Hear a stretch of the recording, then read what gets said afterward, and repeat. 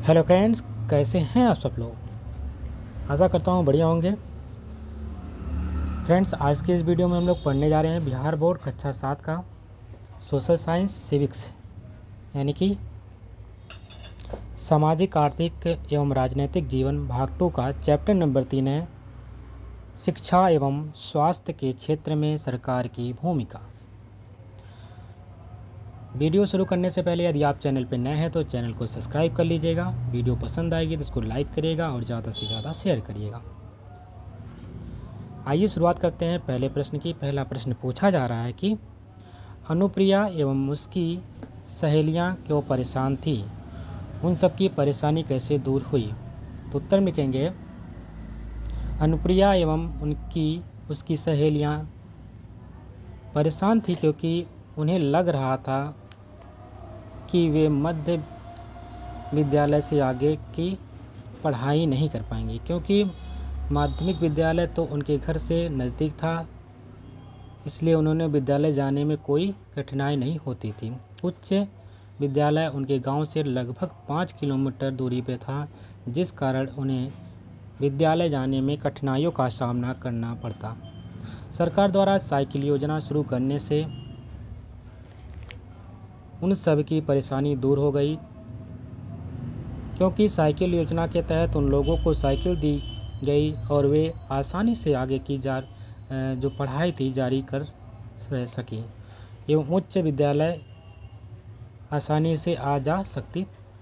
प्रश्न नंबर 2 है, लड़कियों को शिक्षा ग्रहण करने में परेशानियों का सामना करना पड़ता, ऐसा क्यों, कारण सहित लिखें। उत्तर में लिखेंगे लड़कियों को शिक्षा ग्रहण करने में काफ़ी परेशानियों का सामना करना पड़ता है। कितने परिवारों में आज भी लड़कियों को पढ़ाया नहीं जाता है, और अगर पढ़ाया जाता है तो उन्हें उच्च शिक्षा नहीं दिलाई जाती है। कई जगह पर लड़कियों को ना पढ़ाने का कारण होता है कि स्कूल का उनके घर से दूर होना, और विद्यालय घर से नज़दीक होता है तो उन्हें विद्यालय जाने पर कोई परेशानी नहीं होती, पर विद्यालय का घर से दूर होना उनके शिक्षा के पाने के रास्ते में रुकावट बन जाता है। उनके माता पिता उन्हें दूर जाकर पढ़ाई की अनुमति नहीं देते हैं, क्योंकि वो उनकी सुरक्षा को लेकर के चिंतित होते हैं। बहुत से जगहों पर लड़कियों को उच्च विद्यालय की शिक्षा दिलवाने के बाद कॉलेज की पढ़ाई करने घर से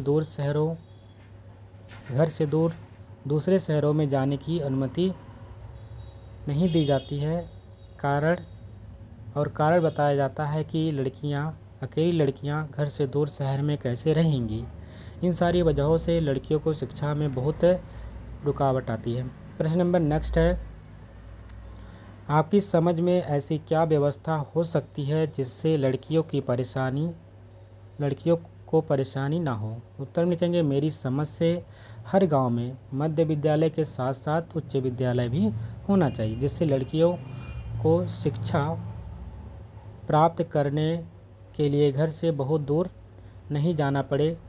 हर जगह पर कॉलेज की व्यवस्था होनी चाहिए, जिससे लड़कियों को उच्च विद्यालय तक की शिक्षा प्राप्त करने के बाद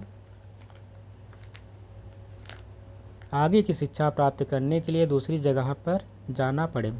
अपने शहरों में उच्च शिक्षा दिलवाने वाले किसी अच्छे कॉलेज के होने की वजह से विद्यार्थियों को दूसरे शहरों में जाना पड़ता है, और लड़कियों की इसकी अनुमति बहुत ही कम मिल पाती है। अगला प्रश्न है कि सुमित की चिंता का कारण क्या थी। यदि सुमित की जगह आप होते तो आपके मन में क्या क्या विचार आते, आपस में चर्चा करें। तो उत्तर में लिखेंगे सुमित का चिंता का कारण था किताबों का समय पर ना मिलना। उसकी किताबें बाज़ार में नहीं मिलती थी, इसलिए वह चाहकर भी अपनी किताबों को बाज़ार से नहीं खरीद सकता था। किताब नहीं मिलने की वजह से वह कुछ पढ़ाई भी नहीं कर पाता था, और इस बात का डर था कि आने वाले अर्धवार्षिक परीक्षा में वह क्या लिखेगा। यदि सुमित की जगह मैं भी होती तो मेरे मन में वही विचार आता जो कि सुमित के मन में आया था।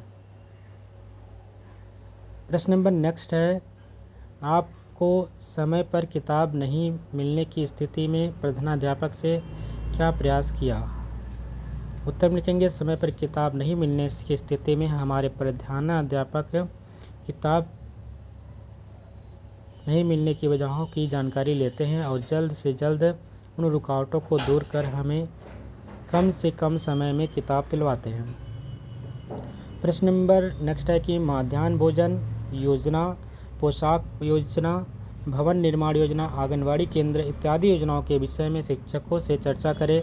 आखिर इनकी ज़रूरत क्यों है? तो उत्तर में कहेंगे इन योजनाओं की ज़रूरत निम्नलिखित कारणों से है। पहला तो आपको ध्यान में रखिए जो कि मध्याह्न भोजन है, मिड डे मील, इसका नाम चेंज हो गया है, इसका नाम है पीएम पोषण योजना। मध्याह्न भोजन की बात करते हैं तो मध्याह्न भोजन योजना से बच्चों की शिक्षा के साथ साथ भोजन भी मिल जाता है और इस योजना में स्कूल के बच्चों का संख्या भी वृद्धि हुई है, बढ़ रही है, जिससे कितने बच्चे भी पहले क्या होता था कि कितने बच्चे जो थे भूखे ही स्कूल चले आते थे, जिससे उनके पढ़ाई में मन नहीं लगता था। इस योजना में भोजन मिलने से बच्चों का पेट भरा रहता है और पढ़ाई में उनका मन भी लगता है। अगला प्रश्न है कि पोशाक योजना, पॉइंट नंबर अगला है पोशाक योजना क्या है? तो पोशाक योजना की बात करते हैं तो इस योजना में बच्चों को स्कूल के पोशाक बनवाने के लिए पैसे दिए जाते हैं, यानी कि उनके ड्रेस की बात की जाती है। इस योजना के उस बच्चों को बहुत लाभ हुआ जो स्कूल की पोशाक ना होने की वजह से स्कूल नहीं जा पाते थे। भवन निर्माण योजना, इस योजना से भी बहुत से लाभ हुए, जैसे कि स्कूल जो जर्जर भवनों में चलाए जाते थे उनकी मरम्मत भी होने लगती है और जो स्कूल खुले मैदान में चलाए जाते थे अब स्कूल के भवन उनके लिए भवन भी मिल गए हैं। आंगनवाड़ी केंद्र क्या है? आंगनवाड़ी केंद्र की बात करते हैं तो आंगनवाड़ी केंद्र में बच्चों को शुरुआत की जो शिक्षा होती है वो दी जाती है, इसके उनकी नींव होती है मजबूत होती है। अगला प्रश्न है कि क्या आप अपने विद्यालय की पढ़ाई व्यवस्था से संतुष्ट हैं? अपने विचार लिखिए। उत्तर में लिखेंगे हाँ, मैं अपने विद्यालय की पढ़ाई व्यवस्था से संतुष्ट हूँ। मेरे विद्यालय में सभी शिक्षक अपने अपने विषय को बहुत ही अच्छे से पढ़ाते हैं जो हम बच्चों को बहुत ही आसानी से समझ में आ जाता है। अगर हमें कुछ पढ़ाई समझ में नहीं आती है तो हमारे शिक्षक उससे फिर से पढ़ाकर हमें अच्छे से समझाते हैं। हमें किसी प्रकार की परेशानी होने पर हमारे शिक्षक हमारी मदद करते हैं। शिक्षकों द्वारा पाठ्य पुस्तक जल्दी से जल्दी दिलवाने की कोशिश की जाती है। पोशाक राशि भी दी जाती है। मध्याह्न भोजन की व्यवस्था भी है। पढ़ाई के अलावा मेरे स्कूल में खेलने की भी उचित। यह दोनों स्थितियाँ क्यों उत्पन्न होती हैं, इसके पीछे क्या क्या कारण हैं? उत्तर में लिखेंगे पहली स्थिति जिसमें कहा गया है कि 1000 पैदा होने वाले बच्चों में से 300 बच्चों का वजन बहुत कम होता है और 143 से बच्चों की 5 वर्ष की आयु में मृत्यु हो जाती है।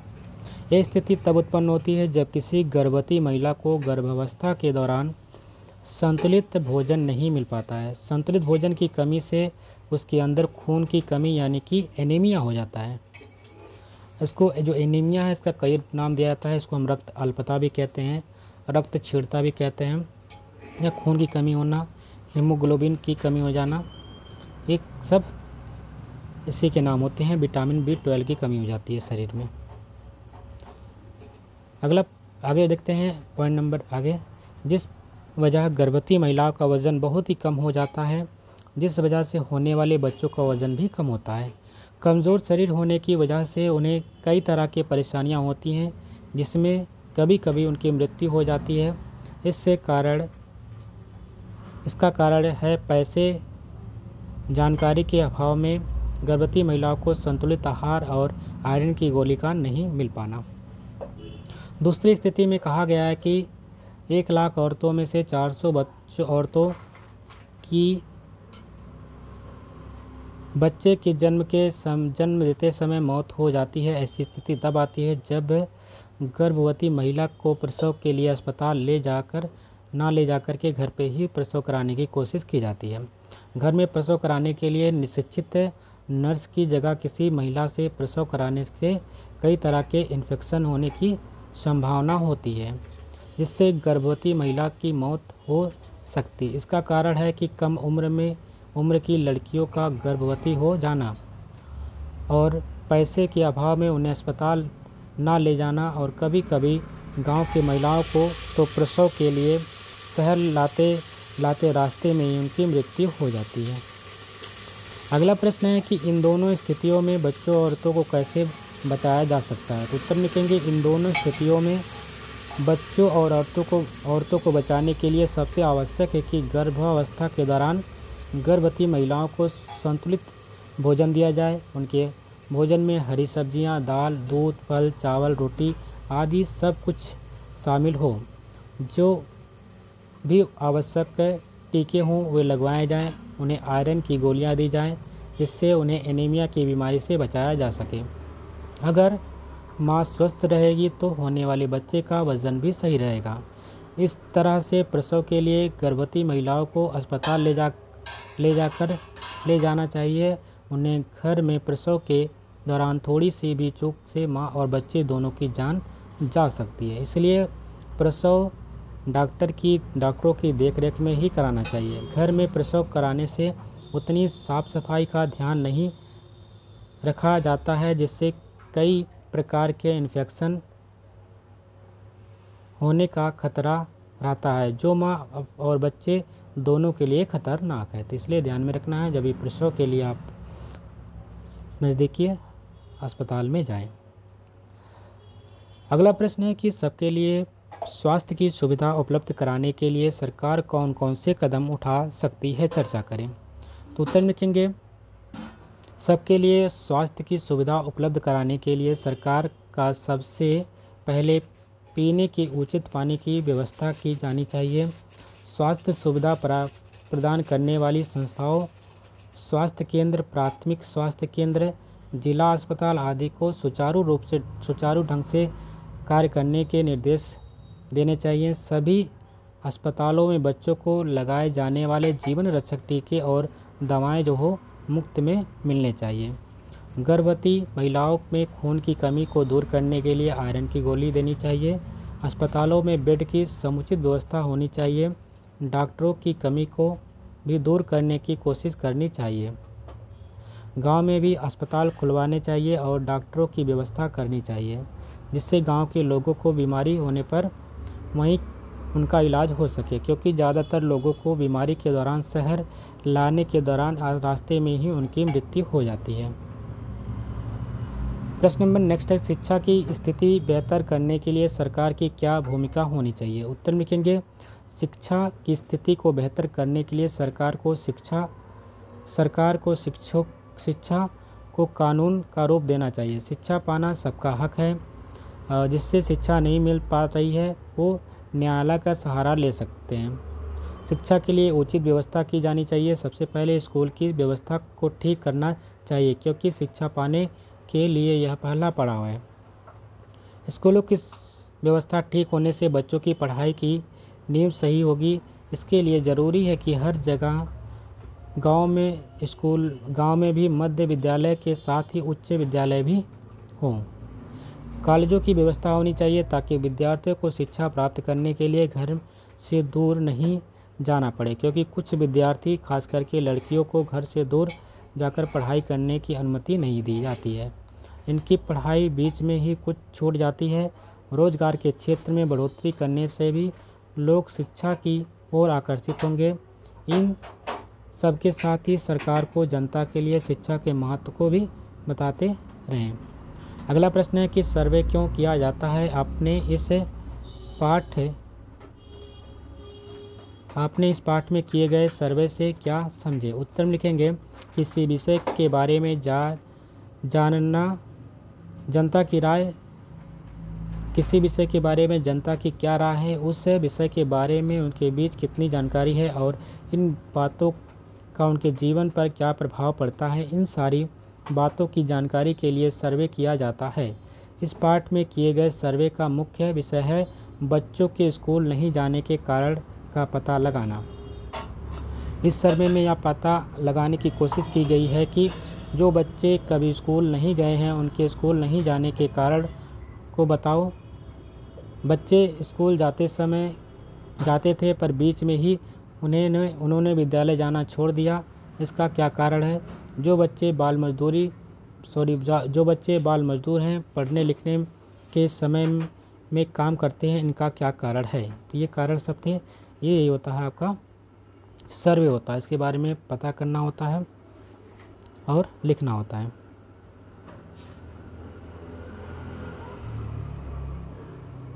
इसी के साथ ये चैप्टर कंप्लीट होता है। आशा करते हैं आपको वीडियो पसंद आई होगी। अगर वीडियो पसंद आए इसको लाइक करिएगा, शेयर करिएगा और चैनल पे नए हैं तो चैनल को सब्सक्राइब भी कर लीजिएगा।